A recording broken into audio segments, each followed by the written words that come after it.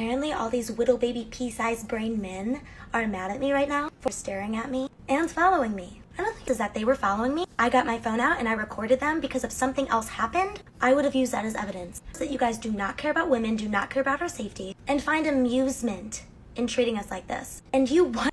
I was on TikTok the other day, scrolling through a bunch of videos of women who hate men, because what's funnier than men hating women than women hating men? And I came across this video. Chrissy Klapka, whatever that last name is. I have no idea how to pronounce it. And there's something she's latched onto, how these people are following her. And I mean, I guess it's pretty consistent. She seems to have a lot of followers, so I'm not too surprised. I mean, women, even when they're not famous, like, you know, a man following you around isn't that obscure. I mean, even as a man, you know, I've had women follow me. So, but there's just something about how she's finally getting triggered by this type of behavior that's brought me to a topic referred to as gang stalking. All right, now gang stalking is basically a persecutory belief system experienced by individuals who believe they are being followed, stalked, and harassed by a large number of people.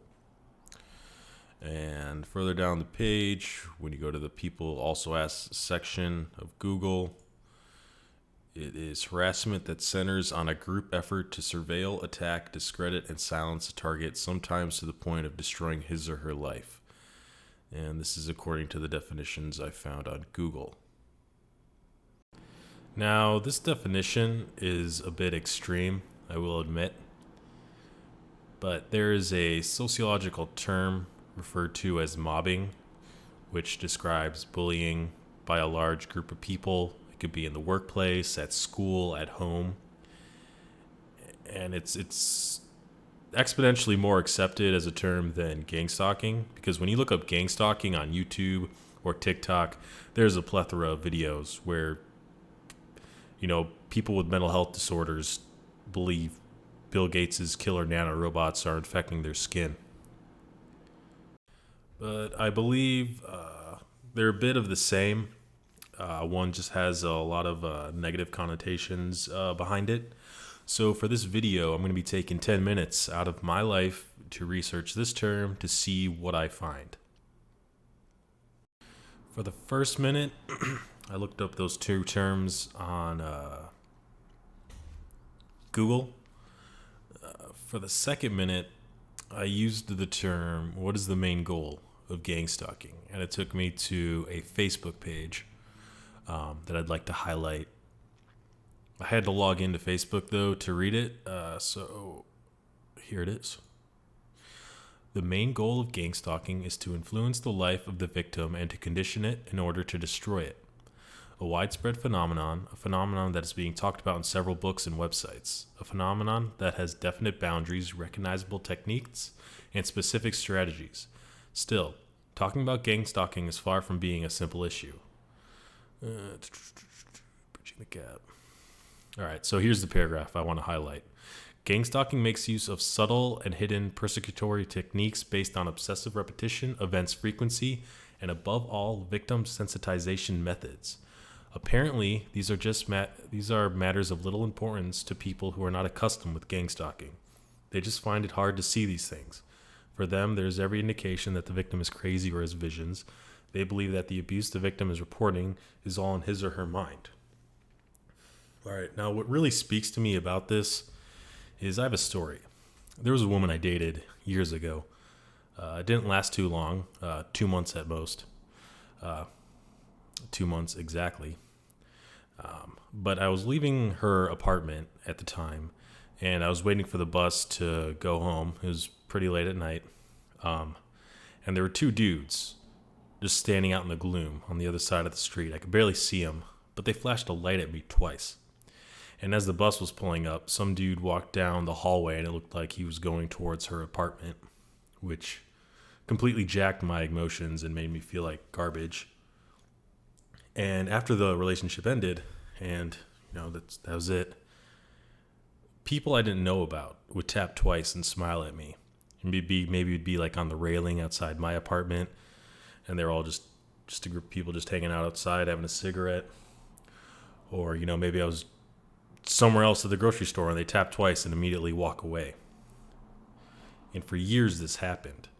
There was even a point when I was at work and I was in a meeting, and these two morbidly obese women, one of them tapped twice, and they both looked at each other and started giggling. And they looked at me with like this menace on their face. And it even got to the point where even my boss would do something similar, like we'd be in a meeting and we tap twice, and it would just completely remind me of that one moment, and I'd feel like garbage. And it felt like they knew about what happened all those years ago. And this was years later, and this is still happening. I even told my parents about it, like how bad I felt at this one point during this one meeting, because it felt like these women knew something about me, about my past, and they just wanted to make me feel like crap because of it. And, my mom just kind of brushed it off, thought it was just all in my mind. My dad didn't really have anything to say about it.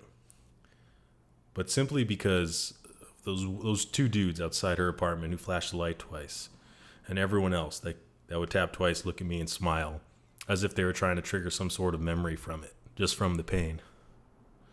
It hurts. But this right here, I completely get what this is.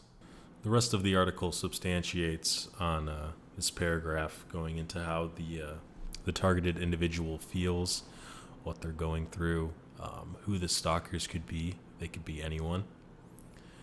But there's one part of it that really stood out at the end. In order to understand this process, it would be useful to analyze some other concept. At an emotional and psychological level, gang stalking bears some resemblance with mobbing in the workplace. While this kind of mobbing could be recognized in a specific background, workplace that is, gang stalking could be everywhere, even in the most different circumstances and situations. And that makes a lot of sense. I've personally experienced my own form of mobbing in the workplace. And then gang stalking in general just seems to be exactly like that, except, the people in the workplace who bully you are just people at the gym or people who just know your schedule and they have nothing else to do. It's easy for someone to tell you you're not important enough for this type of behavior to occur, but, in school you're not important enough to get bullied, but you still get bullied. For the last few minutes of my research, after reading Francesca Valerio Invernizzi's paragraph on mobbing, I decided to turn to Reddit, and I did find a website that had a few techniques, and they used that I will highlight. These were written by mobbed.uk. Mobbing and gang stalking is a common tactic used by malignant narcissists, psychopaths, people with borderline personality disorder, criminal gangs and organized crime, particularly drug-related crime or people connected to the manufacture or distribution of illegal drugs, corrupt police officers or people connected to them, or large organizations such as consuls and government. For the techniques, they have psychiatric reprisal, which is having someone listed as mentally ill, violent person registry, if they've been put on a registry for being violent, obviously I guess might as well keep picking at them until they have another violent outburst, right? Air stalking, apparently helicopters or drones are monitoring you, the targeted individual. Brightening, this is when someone, according to this website, when high beams are turned on or there might be flashes once or twice at the target. Could be cameras, could be two dudes waiting outside your girlfriend's apartment. And then the last one for this page is sounding vehicle horns when the target is in the vicinity. We also have mobile phone stalking, when microphones are used to listen in on conversations, or the camera can be used to view activity in the room. I believe Edward Snowden already proved this from the government, but so it shouldn't be too alarming. Then they have crowding and mobbing. I guess that's like street theater or social engineering. It says they will surround the target in a square-like formation if possible. They will stand too close to the target or swarm them. Directed conversations. These are conversations that complete strangers will have out in public relating to the target and their personal situations. This is extremely common in the workplace. This is just a tactic just to bully someone. Electronic harassment. Electromagnetic weapons and frequencies will be used on a target on their homes. The purpose of using the EMF, electromagnetic frequency, on targets and their belongings are multifaceted. All right, so that's out there, but I have been hearing lately that it's a thing. Then we have emotional sapping. This is similar to the concept of an energy or psychic vampire. Negative people who drain your energy when you are around them, who are really good at transferring their negativity onto you. As a target, you are being exposed to dozens of people on a daily basis, many of them who do not wish you well or want to hurt you, even though they don't know you. Without realizing it, you are also being emotionally, mentally, and spiritually harmed on a daily basis. This can weaken your defenses. This sounds like, there are so many people like this in the workplace. This is just a common tactic from bullies. Next, we have entrapment. To lure the target into dangerous, difficult, or compromising situations. The civilian spy, snitches, whatever, will try to lure targets into various situations for the sole purpose of setting them up. They can include getting them arrested, institutionalized, drug charges. Once this happens, it puts the target at risk for entrapment. I'm not even remotely surprised. Fake credibility reports. So this is to subtly discredit and attack legitimate websites under the guise of doing good for the community. What's interesting about the fake credibility reports are which sites get targeted and which sites do not. This is toxic people 101. If they can't control you, they got to destroy your reputation. That's how it works. They're all control freaks. Files. It has been so the next technique, files. It has been indicated that targets will have files shown to relatives, storekeepers, and friends. The files are usually not left behind, but they are used to show legitimacy and to further slander targets. The next one is gaslighting. Doing little things to try and make the target think they are going crazy. Coming into their homes, moving their furniture around, changing clothing that they brought and replacing it with similar but inferior items. I personally have had my apartment broken into on a few occasions, and one of the things that happened was they stole my knives, they unhooked the handle of my toilet seat, and they turned my mouse pad vertical instead of horizontal. And no big deal, nothing was honestly taken, but then I'd go to work, and my mouse pad would be turned vertical, like it was in my apartment, so it felt like whoever was breaking into my apartment was connected to the people at my job. Then there's gassing and poisoning, which is spraying fumes or scent into a target's home, tampering with their food to make them become ill. Heat and vibrations. Sometimes targets experience vibrations and heat in the home. There can be many sources. Radar, lasers. Well, all right then. Then next one, illegal entry.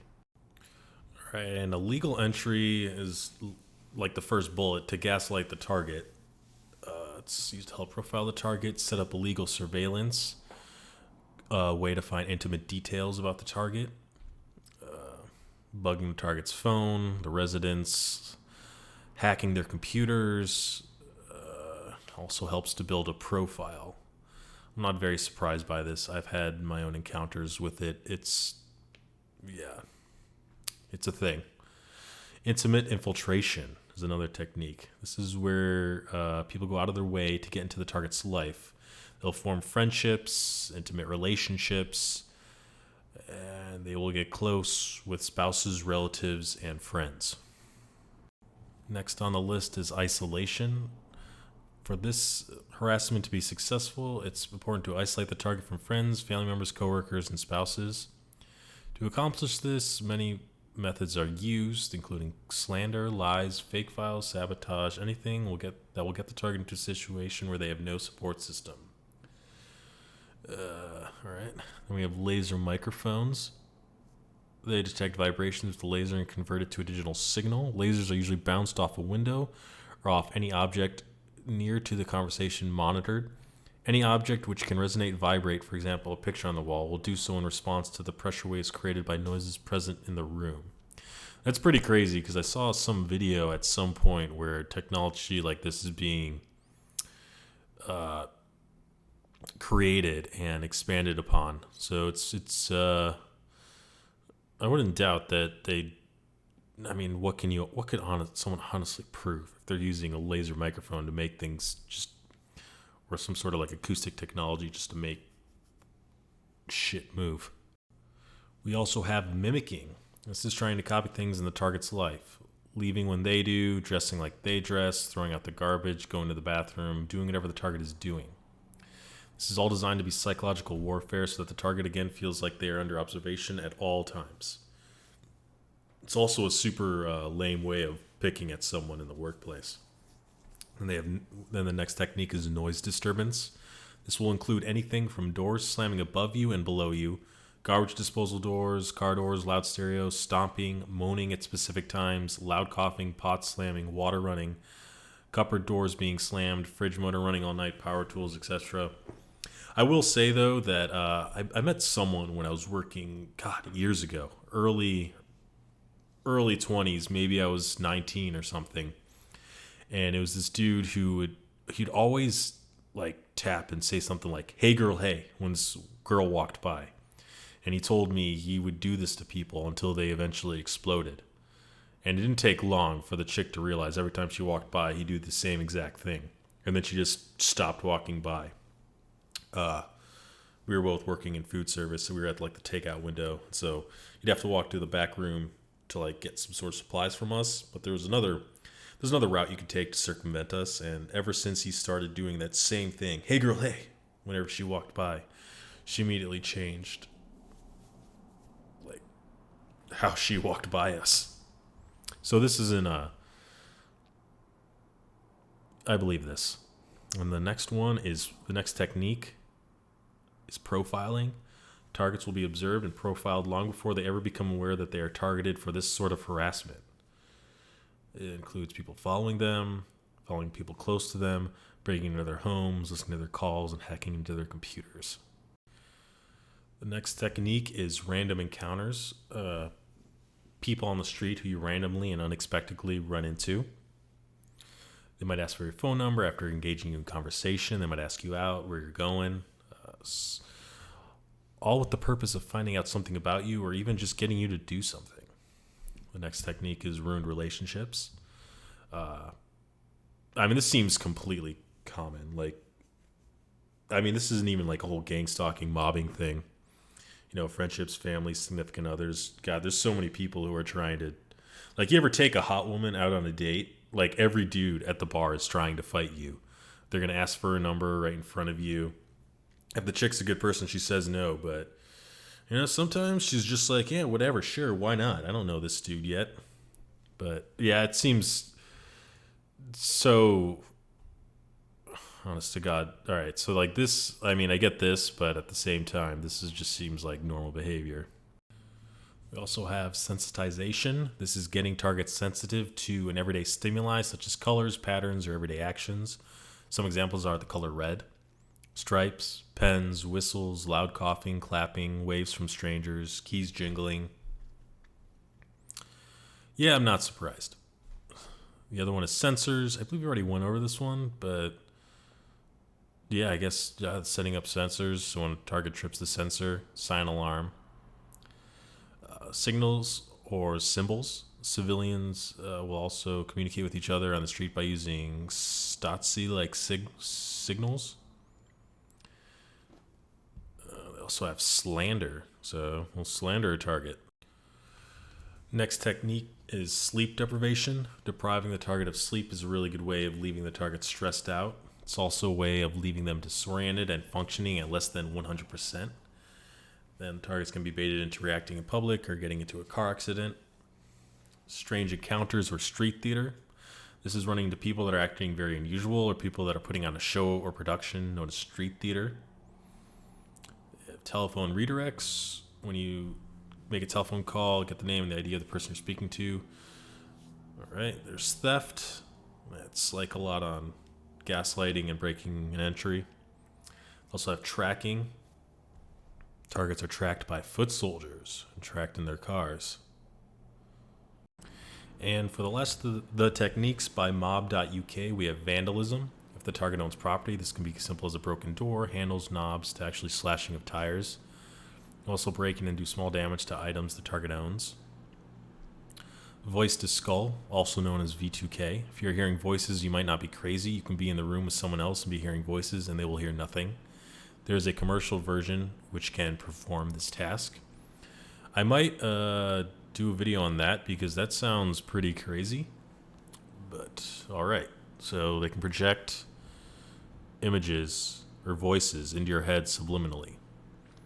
Then the last one they have listed here is wrong number calls. Targets will daily get wrong number calls. These can be automated or they can be persons pretending to be wrong number calls. Civilian spies will use this as a means to monitor and psychologically harass targets. They want to know where the target is at all times. So anyways, that's about 10 minutes of research. I think I went a little bit over, and some of this I had already previously known about. I just incorporated it into the video. But I have a pretty strong grasp on gang stalking. It's similar to mobbing in every single way. And mobbing, if you're like struggling in the workplace and you go to HR, you use that term to describe how other people are making you feel, and it's not frowned upon. With gang stalking, it's got a lot of negative connotations behind it. There's a lot of stigma to it. But it's clearly, I believe it's a real thing. There's, some very credible organizations such as Vice that cover it. I feel bad for people who go through it, but at the end of the day, you either develop some sort of mental tranquility from it or you don't. But yeah, 10 minutes research, and I think I pretty much understand it completely. Great. So have a good day.